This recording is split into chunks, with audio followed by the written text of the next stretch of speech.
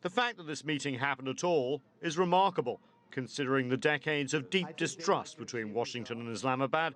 But a window of opportunity has opened as the Trump administration talks to the Taliban in a bid to end the war in Afghanistan.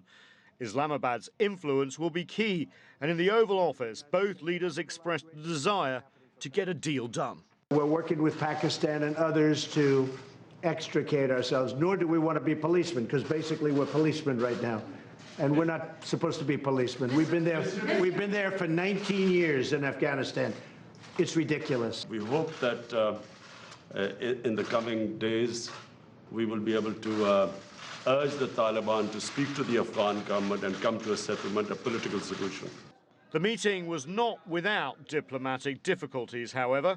An offer by Trump to mediate between Pakistan and India over the disputed Kashmir region was rebuffed within minutes by New Delhi.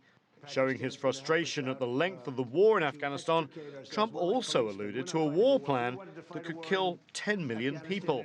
I could win that war in a week. I just don't want to kill 10 million people. But this meeting is all about solving old differences, not about making new ones. A Twitter war, remember, between the two leaders last year resulted in the suspension of $300 million in military aid to Pakistan, and the presence of both the head of the Pakistani military and intelligence service here in Washington underlined the importance Islamabad attaches to restoring security ties. And while both nations have close relationships with one another's rivals, Pakistan is close to China while the US tries to grow closer to India, both have built confidence together recently. Washington labelled a separatist group in Baluchistan as terrorists, and Islamabad arrested Hafiz Mohammed Saeed, suspected in connection with the 2008 Mumbai attacks in India, which killed over 200 people.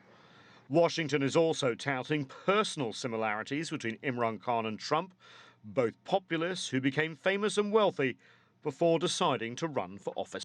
This one meeting, of course, will not end the decades of distrust between Islamabad and Washington, but the fact they are talking about bringing peace to Afghanistan after nearly 20 years of conflict shows what could potentially happen if these two countries work together.